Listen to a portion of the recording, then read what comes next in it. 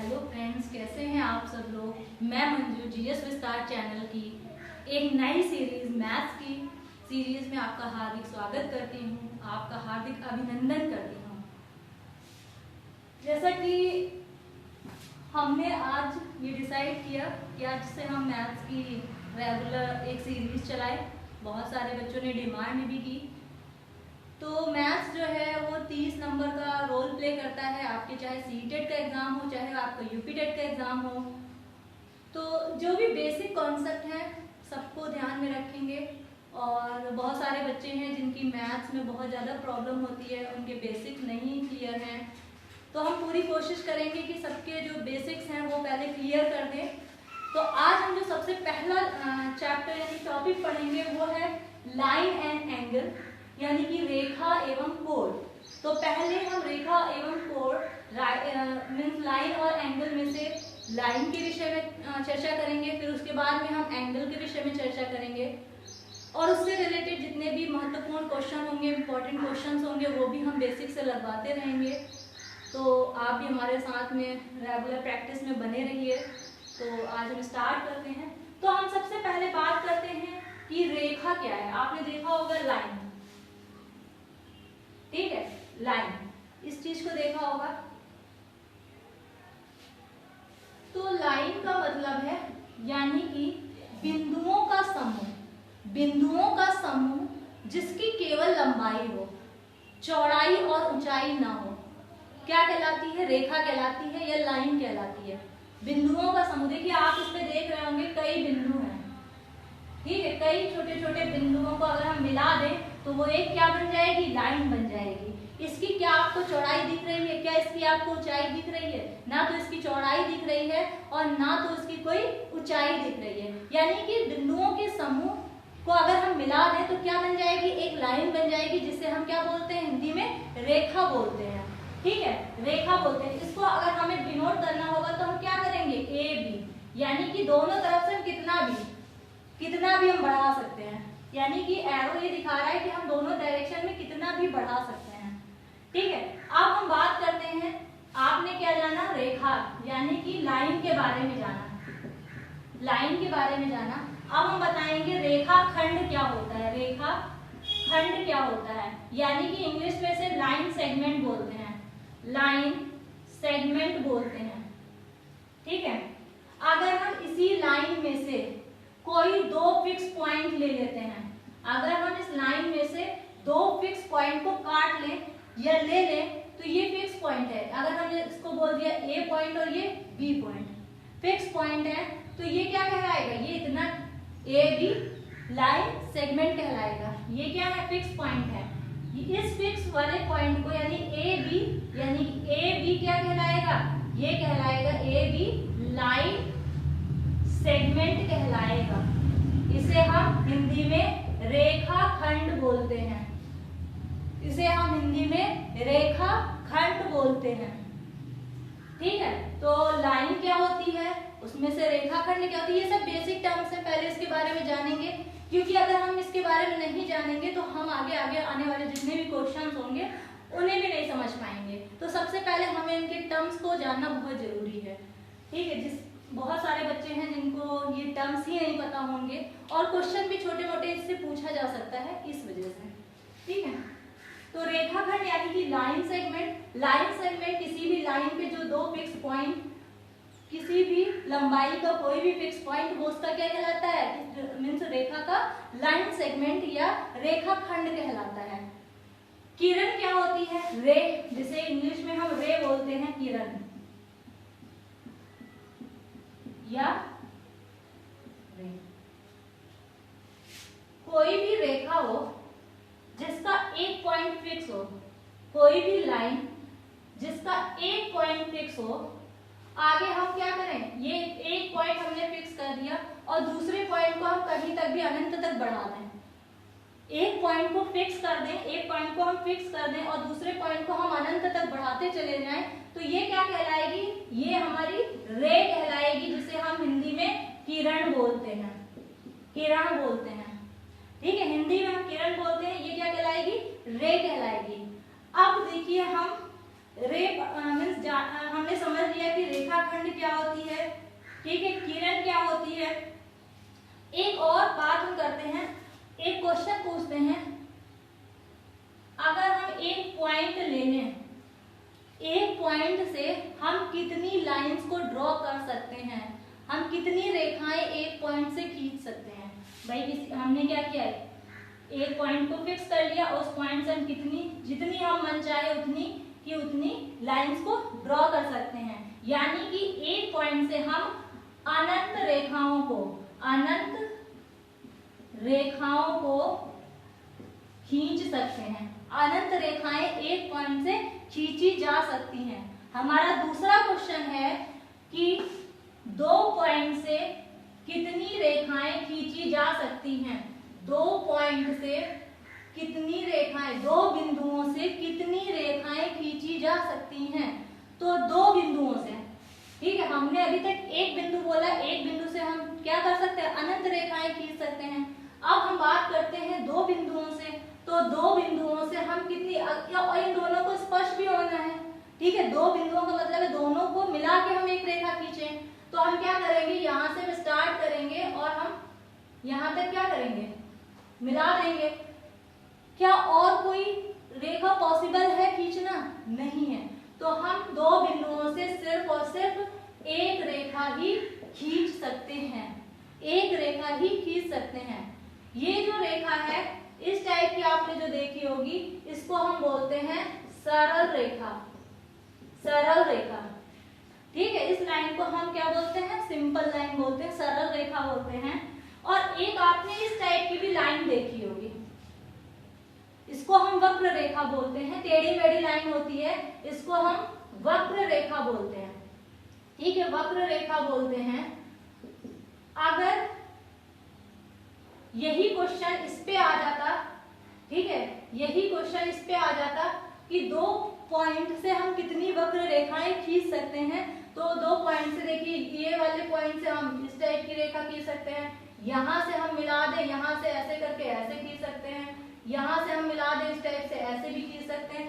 तो दो बिंदुओं से हम वक्र रेखाएं अनंत खींच सकते हैं। उल्टा कर दीजिए, दो बिंदुओं से सरल रेखा केवल एक खींची जा सकती है। अगर दो बिंदुओं से वक्र रेखा खींचने की बात होगी तो दो बिंदुओं से हम अनंत वक्र रेखाएं खींच सकते हैं, ठीक है। अब हम आगे बढ़ते हैं। आपने देखा कि रेखा के बारे में पढ़ा, लाइन के बारे में पढ़ा, लाइन सेगमेंट के बारे में पढ़ा, रे के बारे में पढ़ा, सरल रेखा क्या होती है, वक्र रेखा क्या होती है, एक बिंदु से कितनी रेखाएं खींची जा सकती हैं, दो बिंदुओं से कितनी रेखाएं खींची जा सकती हैं, एक बिंदु से कितनी रेखाएं खींची जा सकती हैं, दो बिंदुओं से कितनी रेखाएं खींची जा सकती हैं, इसके बारे में आपने पढ़ लिया। अब हम बात करते हैं कोण क्या होता है, जिसे हम इंग्लिश में एंगल बोलते हैं। हम इस क्या बोलते हैं, इंग्लिश में एंगल बोलते हैं और हिंदी में से हम कोण बोलते हैं, ठीक है। अगर किसी फिक्स पॉइंट से, ये हमारा फिक्स पॉइंट है, अगर हम फिक्स पॉइंट से दो रेस को ड्रॉ कर दें, किसी फिक्स पॉइंट से अगर दो रे निकल रही हो, तो इसके बीच की जो गैपिंग होगी वो क्या कहलाएगी, एंगल या कोण कहलाएगी।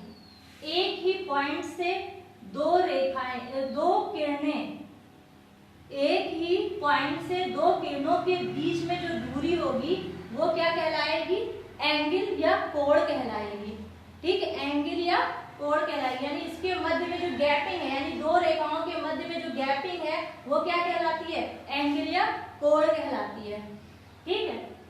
ये क्या है, भुजाएं,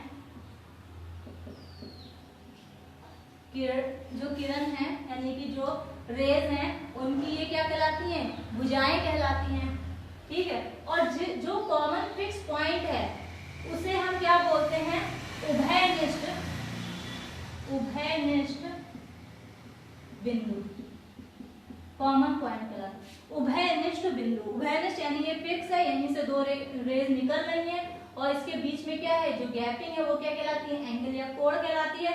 ये इसकी क्या है, ये दोनों रेज जो है इसकी भुजाएं हैं, कोण की भुजाएं कहलाती हैं, ठीक है, ये एंगल की भुजाएं कहलाती हैं। और जो ये फिक्स पॉइंट है, कॉमन पॉइंट है, ये क्या कहलाता है, उभयनिष्ठ बिंदु कहलाता है, ठीक है। जो हम बोलते हैं कि ये 30 डिग्री का एंगल है, ठीक है, ये हो गया, ये 30 डिग्री का एंगल है या 45 डिग्री का एंगल है, यानी कि दो रेस के बीच में हम गैपिंग की बात कर रहे हैं, दो रेस के बीच में हम गैपिंग की बात कर रहे हैं। अब हम आगे देखेंगे कि प्रतिच्छेदी रेखाएं, आपने पढ़ा होगा कि प्रतिच्छेदी रेखाएं क्या होती हैं, ठीक है, प्रतिच्छेदी रेखाएं क्या होती हैं।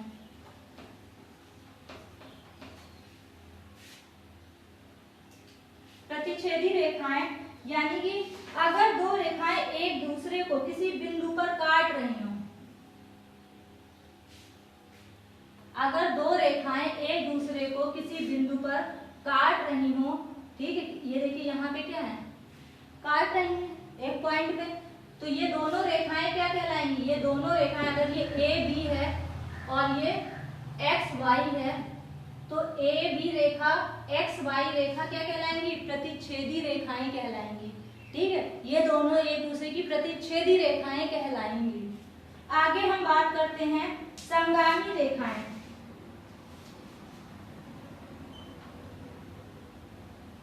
संगामी रेखाएं, ठीक है, कॉन्करेंट लाइंस, संगामी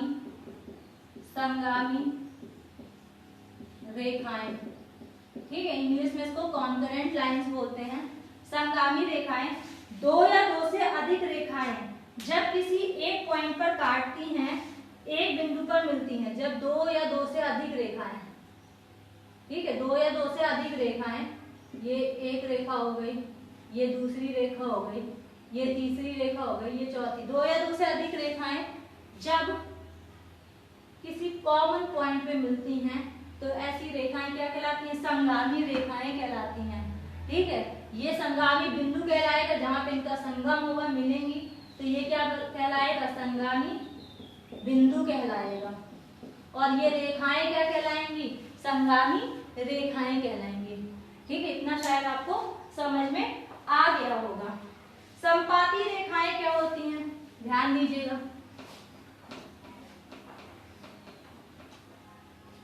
संपाती रेखाएं क्या होती हैं, संपाती रेखाओं से मतलब है एक ऐसी रेखा जो दूसरी रेखा के ऊपर हो, यानी कि संपाती रेखा, संपाती रेखा, यानी कि अगर हमने क्या किया, एक रेखा खींची ए बी और इसी के ऊपर हमने क्या किया, एक और रेखा खींच दी पी क्यू, तो ए बी पी क्यू की क्या होगी, संपाती रेखा हो जाएगी, यानी एक के ऊपर एक संपाती रेखा कहलाती हैं, ठीक है। संपाती रेखाएं क्या होती हैं, जो एक रेखा के ऊपर जो दूसरी रेखा खींच दी जाए, तो वे रेखाएं क्या कहलाएंगी, एक दूसरे की संपाती रेखाएं कहलाएंगी।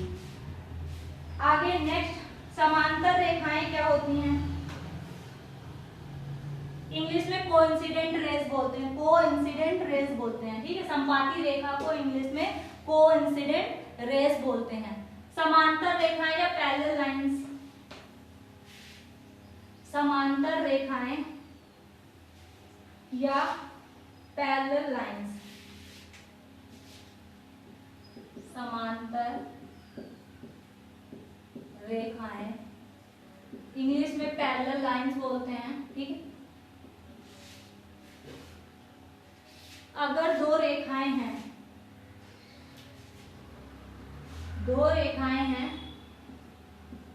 एक दूसरे, चाहे इनको कितना भी हम बढ़ाते चले जाएं, किसी भी पॉइंट पर एक दूसरे को अगर प्रतिच्छेद नहीं कर रही हैं, तो वे एक दूसरे की क्या कहलाएंगी, समांतर रेखाएं कहलाएंगी, समांतर रेखाएं कहलाएंगी। अगर दो रेखाएं हैं, ये ए बी रेखा है और ये एक्स वाई रेखा है, मान लिया एक ए बी रेखा है और एक एक्स वाई रेखा है, अगर हम इनको चाहे कितना भी अनंत तक बढ़ाते चले जाएं, तो चाहे अनंत तक आप इन्हें बढ़ाते चले जाइए, ये कहीं पे भी एक दूसरे को प्रतिच्छेद नहीं करेंगी, कहीं एक दूसरे को काटेंगी नहीं, ऐसी रेखाओं को हम क्या कहेंगे? ऐसी रेखाओं को हम समांतर रेखा या पैरेलल लाइंस कहेंगे। अभी हम इनकी आगे चर्चा करेंगे, लेकिन अभी आप जान लीजिए कि समांतर रेखाएं क्या हैं।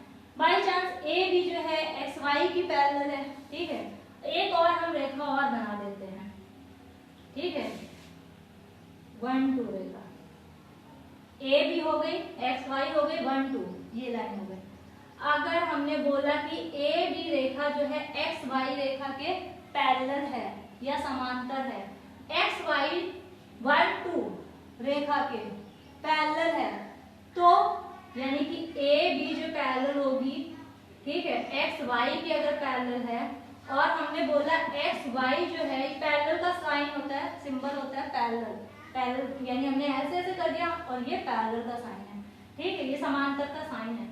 अगर 1 2 रेखा के पैरेलल है तो क्या होगा? जो ये और ये एक दूसरे के समांतर है, ये और ये एक दूसरे के समांतर है, तो क्या होगा?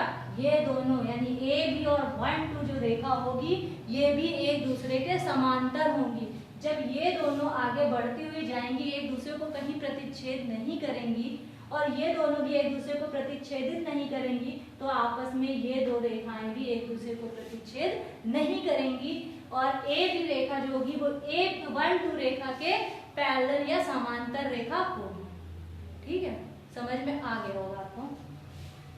नेक्स्ट आगे बढ़ते हैं, लंबवत रेखाएं। ठीक है, लंबवत रेखाएं यानी परपेंडिकुलर लाइंस, लंबवत रेखाएं।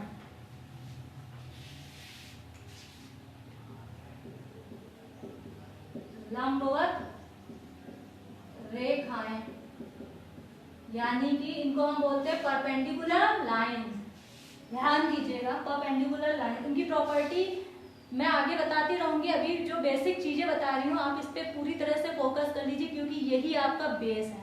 ठीक है, यही टर्म्स हैं आपके, और ये हमेशा हमेशा किसी भी चैप्टर में इन्हीं टर्म्स से होकर आपको गुजरना है। हर चीज आपको पता होनी चाहिए, इसलिए मैं बता रही हूँ। ठीक है, तो परपेंडिकुलर, अगर दो लाइंस एक दूसरे को, अगर दो लाइनों के बीच में 90 डिग्री का कोण बन रहा है, अगर ए बी लाइन है और ये एक्स वाई लाइन है, इन दोनों को इस टाइप से सेट कर दीजिए, इस टाइप से सेट कर दीजिए कि दोनों के मध्य में जो एंगल बने वो 90 डिग्री का बने, तो हम उसे क्या कहेंगे? उन्हें हम परपेंडिकुलर लाइंस या हम बोलेंगे लंबवत रेखाएं बोलेंगे। ठीक है, लंबवत रेखाएं यानी कि दो रेखाओं के बीच में अगर 90 डिग्री का कोण बन रहा है तो ऐसी रेखाएं क्या कहलाती हैं? लंबवत रेखाएं या परपेंडिकुलर लाइंस कहलाती हैं। आगे बात करते हैं, आगे हम बात करते हैं तिर्यकछेदी रेखाएं। ठीक है, तिर्यकछेदी रेखाएं, तिर्यकछेदी रेखाएं ट्रांसवर्सल लाइन जिसे हम बोलते हैं, तिर्यक छेदी रेखाएं, ऐसी रेखा जो दो भिन्न भिन्न बिंदुओं पर कट करे, किसी लाइन को दो भिन्न भिन्न बिंदुओं पे कट करे, ऐसी रेखा तिर्यकछेदी रेखा कहलाती है, तिर्यकछेदी रेखा कहलाती है। यानी भिन्न भिन्न बिंदुओं पर काटने वाली तिर्यकछेदी रेखा कहलाती है। भिन्न भिन्न बिंदु यानी अगर दो लाइंस एक दूसरे के पैरेलल हैं, ठीक है, दो लाइंस हैं, ये ए बी लाइन है और ये एक्स वाई लाइन है, और इसको अगर कोई रेखा प्रतिच्छेद कर रही है, छेदक मीन्स होता है भेदना, ठीक है, छेदक। देखिए ये दो भिन्न भिन्न पॉइंट्स पे क्या कर रही है? प्रतिच्छेद कर रही है, यानी कि ऐसी रेखा को हम क्या बोलते हैं? तिर्यकछेदी रेखाएं कहते हैं। ठीक है, भिन्न भिन्न बिंदुओं पर काटे तो उसे हम क्या बोलते हैं? अगर कोई रेखा दो भिन्न भिन्न बिंदुओं पर, रेखा मीन्स जो होती है वो अन्य रेखाओं पर, अन्य रेखाएं कौन सी हैं? ये वाली रेखाएं। ठीक है, इसको हम कुछ भी LM बोल देते हैं। तिर्यकछेदी रेखाओं से तात्पर्य ऐसी रेखा से है जो कि किसी अन्य रेखाओं को दो भिन्न भिन्न बिंदुओं पर काटती है। दो अन्य रेखाओं को, अन्य रेखा ये हो गई और ये क्या हो गई, तिर्यकछेदी रेखा हो गई, और ये दो भिन्न भिन्न पॉइंट्स पे काट रही है। इस वजह से ये क्या कहला रही है, इस वजह से एल एंड जो लाइन है इसको हम तिर्यकछेदी रेखा बोलते हैं। ठीक है, तिर्यकछेदी रेखा बोलते हैं। अब हम एंगल्स की विशेषता पढ़ लेते हैं। एंगल्स में कौन कौन से टाइप के एंगल होते हैं उनके बारे में जान लेते हैं। तो एंगल्स में एंगल या कोण, जिसको एंगल या कोण, ठीक है। अभी हमने बताया एक पॉइंट से अगर दो रेखाएं यानी दो रेज आती है, इनके बीच की जो गैपिंग है वो क्या कहलाती है, कोण कहलाती है। ठीक है, जिसको हम बीटा से भी डिनोट करते हैं। ठीक, तो हम सबसे पहले इसमें बात करेंगे न्यून कोण या एक्यूट एंगल की। न्यून कोण, इंग्लिश में इसको एक्यूट एंगल बोलते हैं। ठीक है, न्यून कोण से तात्पर्य यानी कि न्यून कोण क्या होता है, 0 डिग्री से बड़ा हो और 90 डिग्री से छोटा हो। ठीक है, 0 डिग्री यानी कि आपने एक चांदा देखा होगा इस टाइप से। ठीक, चांदा देखा होगा, ये क्या होता है, 90 डिग्री होता है, फिर यहाँ पे 180 डिग्री पहुंचता है, फिर 270 डिग्री पहुंचता है, और जब यहाँ पूरा कंप्लीट कर लेते हैं तो ये क्या होता है, 360 डिग्री पे हम पूरा एक सर्कल बना देते हैं। ठीक है, इस टाइप से पूरा सर्कल हम बनाते हैं तो ये क्या होता है, पूरा 360 डिग्री पे हम पहुंच जाते हैं। ध्यान दीजिएगा, न्यून कोण ऐसा कोण होता है जिसकी वैल्यू 0 डिग्री से, यहीं पे क्या होता है, 0 से भी स्टार्ट होता है, 0 डिग्री से बड़ी और 90 डिग्री से छोटी हो। ठीक है, ऐसा कोण जिसका मान 0 डिग्री से बड़ा हो और 90 डिग्री से छोटा हो, ऐसा कोण क्या कहलाएगा, न्यून कोण कहलाएगा। 90 डिग्री से छोटा हो, ठीक है, 90 डिग्री का नहीं होना चाहिए, 90 डिग्री से कम हो और 0 डिग्री से बड़ा हो तो क्या कहलाएगा, न्यून कोण कहलाएगा। यानी कि यहाँ वाले कोण होंगे वो न्यून कोण कहलाएंगे। ठीक है, चाहे वो कितने का हो, चाहे वो 30 डिग्री का हो, 45 डिग्री का हो, 60 डिग्री का हो, ठीक है, 70 डिग्री का हो, 80 डिग्री का हो। ठीक है, लेकिन इस यानी कि इस वाले आप देखिएगा पार्ट में जितने भी कोण होंगे इसको और इसको छोड़ दीजिए, इसको छोड़ दीजिए। ठीक है, इसके बाद वाले जो भी अंदर के कोण होंगे वो न्यून कोण होंगे, यानी इन्हें हम एक्यूट एंगल बोलेंगे। ऐसे कोण जिनका मान 0 डिग्री से ज्यादा और 90 डिग्री से कम होता है न्यून कोण कहलाते हैं, एक्यूट एंगल कहलाते हैं। आगे हम देखते हैं। ठीक है, आगे हम देखते हैं समकोण। समकोण, समकोण, इसको राइट एंगल ट्रायंगल भी, राइट एंगल बोलते हैं, सॉरी राइट एंगल बोलते हैं। ठीक है, समकोण, समकोण यानी कि जो 90 डिग्री वाला एंगल होता है, यानी कि 0 और ये 90 डिग्री का, अभी हमने बताया था परपेंडिकुलर लाइन में, तो ये जो है 90 डिग्री का कोण जो होता है वो क्या कहलाता है, वो समकोण कहलाता है। 90 डिग्री का जो कोण होता है वो समकोण कहलाता है। ठीक है, तो समकोण का मतलब हो गया 90 डिग्री का कोण। अधिक कोण की अब हम बात कर लेते हैं। ठीक है, अधिक कोण, अधिक कोण, इसको ऑब्ट्यूज एंगल भी बोलते हैं, ऑब्ट्यूज एंगल भी बोलते हैं। तो ऐसा कोण जिसका मान, अधिक कोण का मतलब हो गया ऐसा कोण जिसका मान 90 डिग्री से ज्यादा और 180 डिग्री से कम हो। ध्यान दीजिएगा, जिसका मान 90 डिग्री से ज्यादा और 180 डिग्री से कम हो, ऐसा कोण क्या कहलाता है, अधिक कोण कहलाता है। ऐसा कोण अधिक कोण कहलाता है। ठीक है, ऑब्ट्यूज एंगल कहलाते हैं। सेकेंड वाले क्वाड्रेंट की बात कर रहे हैं इस समय। फर्स्ट वाले का क्या हो गया, न्यून कोण हो गया, इधर इस पे आ गए तो समकोण बना, यहाँ पे आ गए तो अधिक कोण पे हम पहुंच गए, यानी कि 90 डिग्री से ज्यादा और 180 डिग्री से कम पे हैं तो वो क्या कहलाएगा, अधिक कोण कहलाएगा। अब हम देखते हैं सरल या ऋजु कोण। ठीक है, अब हमने देखा सरल,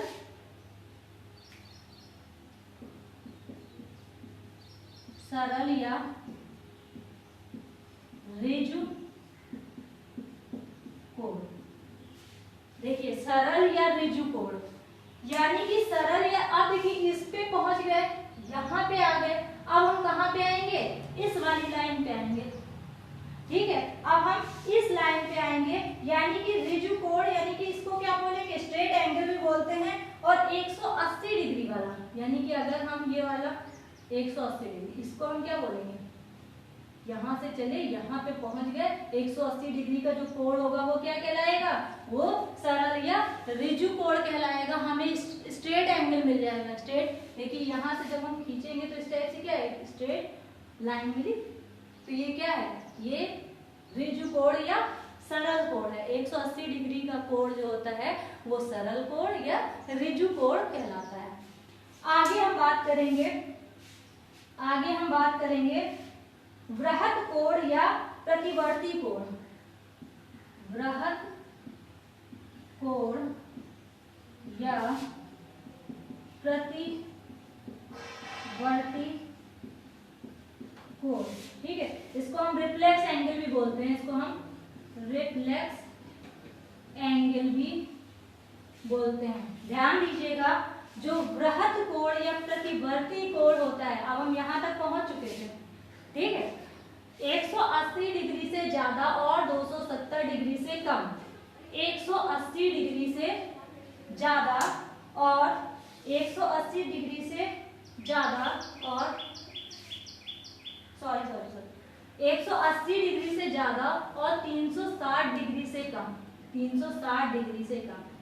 वृहत कोण, वृहत नाम से ही पता चल रहा है बड़ा कोण। वृहत कोण से मतलब है कि ऐसा कोण जिसका मान 180 डिग्री से ज्यादा और 360 डिग्री से कम हो, रिफ्लेक्स एंगल या वृहत कोण या प्रतिवर्ती कोण कहलाता है। ठीक है, पूछ लेगा डायरेक्ट एग्जाम में अगर कि वृहत कोण से तात्पर्य क्या है, तो क्या हो जाएगा, 180 डिग्री से ज्यादा और 360 डिग्री से कम, ऐसा कोण क्या कहलाएगा, वृहत कोण या प्रतिवर्ती कोण, जिसको इंग्लिश में हम रिफ्लेक्स एंगल कहते हैं। ठीक है, अब हम बात करेंगे संपूर्ण कोण या पूर्ण कोण। ठीक है, संपूर्ण कोण या पूर्ण कोण, इसको इंग्लिश में कंप्लीट एंगल भी बोलते हैं, कंप्लीट एंगल। ठीक है, यानी अगर हम पूरा यहाँ से चले और 360 डिग्री पे पहुंच जाए इस टाइप से, यानी 360 डिग्री का अगर हमें एंगल मिल जाए तो ऐसे एंगल को हम क्या बोलेंगे, संपूर्ण कोण, या उसी को हम पूर्ण कोण या कंप्लीट एंगल बोलेंगे, क्योंकि वो पूरा एंगल ही कंप्लीट हो गया, जीरो से चले थे 360 पहुंच गए, तो इस टाइप के कोण को क्या हम बोलेंगे, इस टाइप के कोण को हम क्या बोलेंगे, कंप्लीट एंगल, संपूर्ण कोण या पूर्ण कोण कहेंगे। ठीक है, आपने देखा पहले न्यून कोण देखा, समकोण, फिर क्या देखा, अधिक कोण देखा, फिर आपने देखा सरल या ऋजु कोण देखा, वृहत कोण देखा, सरल या ऋजु कोण देखा, वृहत कोण भी देखा और संपूर्ण कोण को भी आपने देख लिया। ठीक है, ये सारे कॉन्सेप्ट क्लियर हो गए होंगे, अगर नहीं क्लियर होते हैं तो आप हमें कमेंट करके बताएं, हम फिर से आपको बता देंगे। ठीक है, फिलहाल तो आप फिर से देख सकते हैं इसको। अब हम बात करेंगे आगे, अब हम पूरक कोण या अनुपूरक कोण की बात करेंगे। अब हम पूरक कोण या अनुपूरक कोण की बात करेंगे। पूरक कोण क्या होते हैं, या जिसको हम अनुपूरक कोण भी कहते हैं। ठीक है, कॉम्प्लीमेंट्री एंगल्स, जिसे हम कॉम्प्लीमेंट्री एंगल, पूरक या संपूरक, पूरक कोण बोलते हैं, या इसी को हम संपूरक कोण भी बोलते हैं, संपूरक कोण भी बोलते हैं, कॉम्प्लीमेंट्री एंगल्स कहते हैं।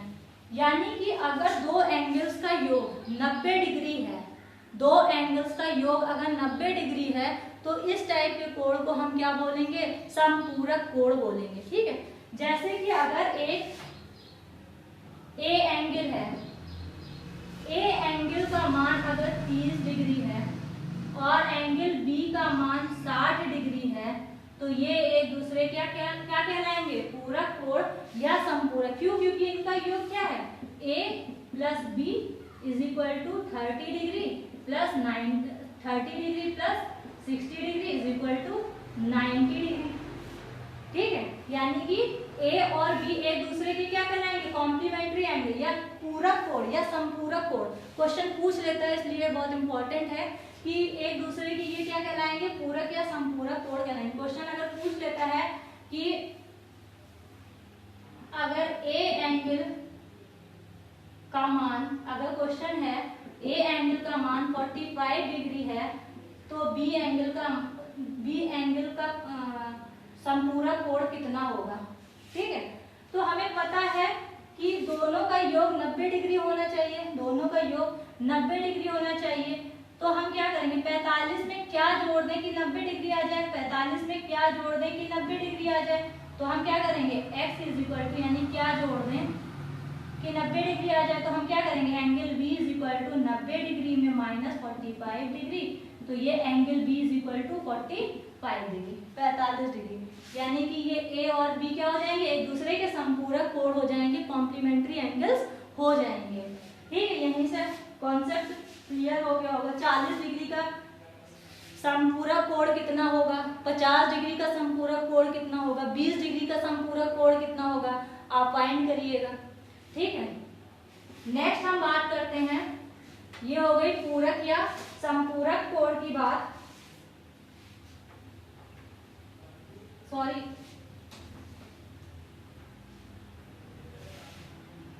पूरक या संपूरक कोण अभी हमने बताया, पूरक और एंड संपूरक, संपूरक। ठीक है, पूरक कोण, ठीक है, ये कॉम्प्लीमेंट्री एंगल्स कहलाते हैं, कॉम्प्लीमेंट्री एंगल्स कहलाते हैं, और ये कहलाते हैं सप्लीमेंट्री एंगल्स, सप्लीमेंट्री एंगल्स। ठीक है, पूरक को दूसरा नाम से हम अनुपूरक के नाम से भी जानते हैं, अनुपूरक के नाम से भी जानते हैं। ठीक है, देखिए अभी हम अंतर बता रहे हैं, हमने पूरक या संपूरक लिख दिया था, लेकिन हमें बताना था कि पूरक या संपूरक क्या होते हैं। पूरक यानी जिनको हम कॉम्प्लीमेंट्री एंगल्स बोलते हैं, संपूरक जिसको सप्लीमेंट्री एंगल्स बोलते हैं। ठीक है, पूरक को हम अनुपूरक भी बोलते हैं, और संपूरक यानी जिसको हम सप्लीमेंट्री एंगल्स बोलते हैं, यानी कि ऐसे कोण जिसका योग, यानी कि ऐसे कोण जिसका योग a है और ये b है, इन दोनों कोणों का योग क्या होगा, 90 डिग्री का हो जाएगा। और वहीं अगर हम संपूरक की बात करेंगे, संपूरक, ठीक है, संपूरक, इसका अगर हम इसकी हम बात करेंगे तो अगर a एक कोण है और b एक कोण है, इन दोनों का योग 180 डिग्री हो रहा है, तो ये एक दूसरे के क्या कहलाएंगे, संपूरक कहलाएंगे। अगर ये दोनों मिला के 180 डिग्री बना ले रहे हैं तो ये एक दूसरे के क्या कहलाएंगे, संपूरक कहलाएंगे या सप्लीमेंट्री एंगल्स कहलाएंगे। अगर वहीं पे ए और बी दो कोण हैं और वो दोनों मिल के अगर 90 डिग्री बना ले रहे हैं, तो यानी ये एक दूसरे के, एंगल ए और एंगल बी एक दूसरे के क्या कहलाएंगे, पूरक कहलाएंगे। और यही संपूरक की बात करेंगे तो 180 डिग्री। ठीक है, यहाँ पे अगर हम पहुंच गए इस टाइप से, यहाँ पे अगर हम पहुंच गए तो यहाँ आ गए, और यहाँ पे अगर हम इस टाइप से यहाँ से चले और हम यहाँ पे आ गए, यानी 180 डिग्री वाली लाइन पे आ गए। ठीक है, तो इससे मतलब नहीं है, तो समझने के लिए हम आपको बता रहे हैं। तो क्वेश्चन पूछता है कि 30 डिग्री का 30 डिग्री का पूरक क्या होगा, 30 डिग्री का संपूरक क्या होगा। ठीक है, अगर एक ही क्वेश्चन को हम दो तरीकों से, अगर 30 डिग्री का हमें पूछा है कि संपूरक भी बताइए, ठीक है, और इसी का हमें, इसका ये संपूरक बताइए, इसी का पूरक कोण भी बताइए। ठीक है, पूरक बताइए, तो अनुपूरक भी बोलते हैं, नाम भी याद रखिएगा, कभी अनुपूरक पूछ ले आप कंफ्यूज ना हो जाए। तो संपूरक का मतलब है, संपूरक का मतलब है कि दो कोणों का योग 180 डिग्री होना चाहिए, दो कोणों का योग 180 डिग्री होना चाहिए, यानी कि 30 डिग्री में हम ऐसा क्या एंगल जोड़ दें कि 180 डिग्री बन जाए। यही तो है, ए हो गया, ये बी हो गया, हमें बी पता नहीं है, तो हम क्या करेंगे, कोण x is equal to 180 degree minus 30 degree. भाई ये क्या है, दूसरी साइड में जाएगा, इक्वल के जब दूसरी साइड में जाएगा तो क्या हो जाएगा, एक पक्ष जब दूसरे तरफ जाता है तब वो हमेशा प्लस होगा, तो माइनस हो जाता है, माइनस होता है तो प्लस हो जाता है। ठीक है, तो यहाँ पे ये प्लस साइन के साथ में है, तो ये दूसरी साइड में गया तो ये क्या हो जाएगा, माइनस हो जाएगा। ठीक है, तो x is equal to 180 degree में से हमने क्या किया, 30 डिग्री को माइनस कर दिया, ये 0, ये 5, ये 1, यानी कि इसका संपूरक कोण 30 डिग्री का जो संपूरक कोण होगा वो 150 डिग्री होगा। ठीक है, और पूरक की बात करते हैं, यानी कि अगर हम पूरक की बात कर रहे हैं तो यानी 30 डिग्री में हम क्या ऐसा एंगल जोड़ दें कि वो 90 डिग्री हो जाए। ठीक है, 30 डिग्री में हम ऐसा कौन सा एंगल जोड़ दें कि वो 90 डिग्री हो जाए। तो ध्यान दीजिएगा, तो x की वैल्यू निकालनी है। ठीक है, इसको वहीं पे रख के रहने दीजिए। 90 डिग्री में से हम क्या करेंगे, दूसरी तरफ ले जाएंगे तो -30 डिग्री हो जाएगा। तो ये क्या हो जाएगा, 60 डिग्री, यानी कि 30 डिग्री का जो पूरा कोण होगा वो 60 डिग्री होगा। ठीक है, तो पूरक क्या होता है, संपूरक कोण क्या होता है। पूरक कोण का मतलब होता है दो कोणों का योग अगर 90 डिग्री हो तो पूरक कोण कहलाता है। दो कोणों का योग अगर 180 डिग्री हो तो वो कोण संपूरक कोण कहलाते हैं। ठीक है, संपूरक कोण कहलाते हैं। अब हम आसन्न कोण की बात कर लेते हैं। आसन्न कोण की बात कर लेते हैं।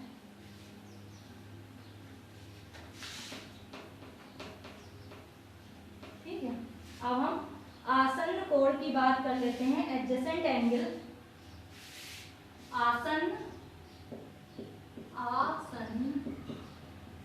कोण, इसे हम एडजेसेंट एंगल्स भी बोलते हैं। देखिए,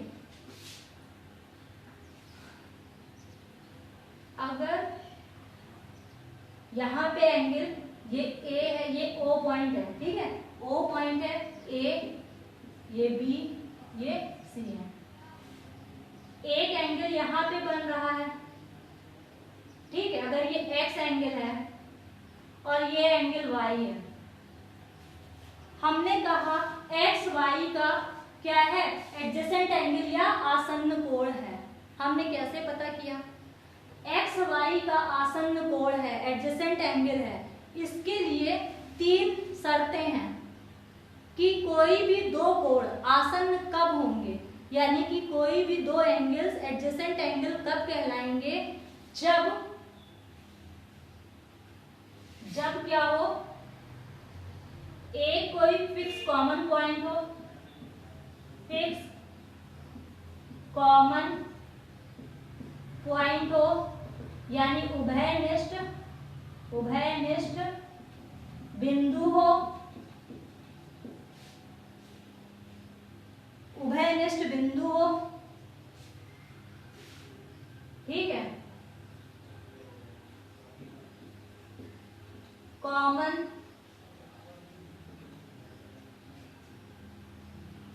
कॉमन लाइन हो। ठीक है, उभयनिष्ठ बिंदु हो। कॉमन लाइन का मतलब होता है एक उभयनिष्ठ भुजा हो। ठीक है, एक भुजा जो है वो उभयनिष्ठ हो, यानी कि कॉमन लाइन का मतलब है उभयनिष्ठ भुजा हो, उभयनिष्ठ भुजा हो, उभयनिष्ठ बिंदु हो, उभयनिष्ठ एक भुजा हो। देखिए, दो एंगल्स के बीच में एक उभयनिष्ठ भुजा है कि नहीं है।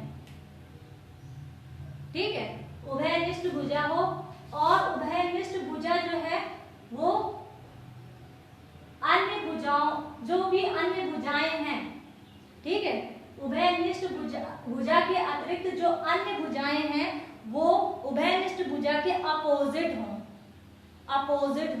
ठीक है, यानी कि विपरीत डायरेक्शन में हो। और देखिए, पहला जो है हमने कहा कि जो भी भुजाएं हैं वो उभयनिष्ठ भुजा के विपरीत हों। पहला वाला कंडीशन याद रखिएगा कि आसन्न कोण के लिए 3 शर्तें होनी चाहिए। वे शर्तें क्या हैं? 3 शर्तें ये होनी चाहिए कि उभयनिष्ठ भुजा का होना जरूरी है, दूसरा है उभयनिष्ठ बिंदु का होना जरूरी है, और जो भी अन्य भुजाएं हैं, अन्य भुजाएं उभयनिष्ठ भुजा के विपरीत हों, भुजा के विपरीत हों। ये 3 कंडीशन अगर फॉलो होती हैं तो वे दो कोण जो होंगे वो आसन्न कोण होंगे। यानी कि हम इसमें देखते हैं, देखिए, एक उभयनिष्ठ पॉइंट है, एक उभयनिष्ठ बिंदु है, एक उभयनिष्ठ, ये देखो पूरे एंगल का एक उभयनिष्ठ, यानी ये पूरा एंगल था तो इसमें एक उभयनिष्ठ भुजा है, और जो उभयनिष्ठ भुजा है उसके अतिरिक्त जो भुजाएं हैं वो उभयनिष्ठ भुजा के क्या है, विपरीत डायरेक्शन में है, यानी कि उन दोनों के अलग अलग डायरेक्शन है। ठीक है, उभयनिष्ठ भुजा के एक दूसरी साइड में है, एक दूसरी साइड में है। अगर ये तीनों कंडीशन किसी में दिख रही हैं तो वो क्या हो जाएंगे, वो ऐसे कोण जो होंगे यानी एक्स वाई कोण जो होंगे वो आसन्न कोण कहलाएंगे, एडजेसेंट एंगल कहलाएंगे। ठीक है, तो आपने देखा कि आसन्न कोण क्या होते हैं। ठीक है, आसन्न कोण आपने देखा क्या होते हैं। अब हम आगे पढ़ते हैं शीर्षाभिमुख कोण क्या होते हैं। शीर्षाभिमुख कोण, ठीक है, शीर्षाभिमुख कोण, vertically opposite angles, vertically opposite angle, शीर्षाभिमुख, शीर्षाभिमुख कोण, वर्टिकली अपोजिट एंगल्स बोलते हैं। अगर दो रेखाएं एक दूसरे को प्रतिच्छेद कर रही हैं, एक दूसरे को अगर कोई भी रेखाएं हैं, ये ए भी रेखा है और ये एक्स वाई रेखा है, अगर एक दूसरे को किसी पॉइंट पर क्या प्रतिच्छेद कर रही है, यानी कि प्रतिच्छेद कर रही है एक दूसरे को, तो जो आमने सामने के, यानी कि इस टाइप से देखिए एंगल बन रहा है कि नहीं बन रहा है। ठीक है, तो जो आमने सामने के कोण होंगे वो ये आपस में बराबर होंगे। अगर ये 1 है, ये 2 है, अगर ये 3 है और ये 4 है, तो जो एंगल 1 होगा वो एंगल 2 के बराबर होगा। अगर बाई चांस ये 30 डिग्री का एंगल है तो ये भी 30 डिग्री का ही एंगल होगा। अगर ये 40 डिग्री का है तो ये भी 40 डिग्री। आमने सामने के जो कोण होते हैं वे शीर्षाभिमुख कोण कहलाते हैं। शीर्षाभिमुख, शीर्ष के देखिए शीर्षाभिमुख कोण जो होते हैं वे दोनों बराबर होंगे। ठीक है, प्रतिच्छेदी रेखाओं के मध्य में बने हुए कोण जो हैं वे शीर्षाभिमुख कोण एक दूसरे के बराबर होते हैं, यानी कि एंगल 1 एंगल 2 के बराबर होगा, एंगल 4 जो होगा वो एंगल 3 के बराबर होगा। अगर ये वाला एंगल 60 डिग्री का है तो ये भी एंगल 60 डिग्री का होगा। ये अगर 120 डिग्री का है तो ये वाला एंगल भी 120 डिग्री का होगा। याद रखिएगा, बहुत इंपॉर्टेंट है, इसलिए इसको याद रखिएगा कि शीर्षाभिमुख कोण कौन से होते हैं। ठीक है, शीर्षाभिमुख कोण कौन से होते हैं, तो हमने देखा कि ये काफी जो प्रॉपर्टीज थी वो हमने बता दी। अब हम जो नेक्स्ट क्लास होगी, नेक्स्ट क्लास में हम कोशिश करेंगे कि जो समांतर रेखाएं हैं अगर उनको कोई रेखा मीन्स प्रतिच्छेद कर रही है, ठीक है, तो इसके जो एंगल्स बनते हैं, यहाँ पे जो एंगल्स बनेंगे, इन एंगल्स में क्या प्रॉपर्टीज होती हैं। ठीक है, तो इनके बारे में हम नेक्स्ट क्लास में पूरा बताएंगे। एकांतर कोण क्या होते हैं, संगत कोण क्या होते हैं, अंतः कोण किसे कहते हैं। ठीक है, अंतः संगत कोण कौन से होंगे, इनकी क्या खासियत होती है, और ये क्वेश्चंस में बहुत ज़्यादा इनका रोल होता है, इसलिए हम पूरे डिटेल में बताएंगे, अच्छे से बताएंगे। और कोशिश करिएगा जो मेरी नेक्स्ट क्लास है उसको जरूर अटेंड कीजिए, क्योंकि मैं उसमें प्रैक्टिस करवाऊंगी, क्वेश्चंस की प्रैक्टिस कराऊंगी। और मैं ये भी कोशिश करूंगी क्योंकि आपका देखिए पेपर जो होना है वो आप जूनियर लेवल का भी देंगे और प्राइमरी लेवल का भी देंगे। तो जूनियर लेवल में आपकी जो मैथ्स है वो कम से कम हाई स्कूल लेवल तक की तो बहुत अच्छी होनी चाहिए, कमांड अच्छी होनी चाहिए। तो मैं कोशिश करूंगी पूरी कि आपको जो क्वेश्चन है वो 9th 10th के प्रैक्टिस करवा सकूं। तो आप हमारे साथ में मीन्स प्रैक्टिस भी करिए और हमेशा सपोर्ट में बने रहिए। तो इसके लिए ये है कि आपकी कंटिन्यूटी बहुत ज़रूरी है। अगर आप कंटिन्यू नहीं हैं तो मैथ्स आप इस तरह से नहीं सीख पाएंगे।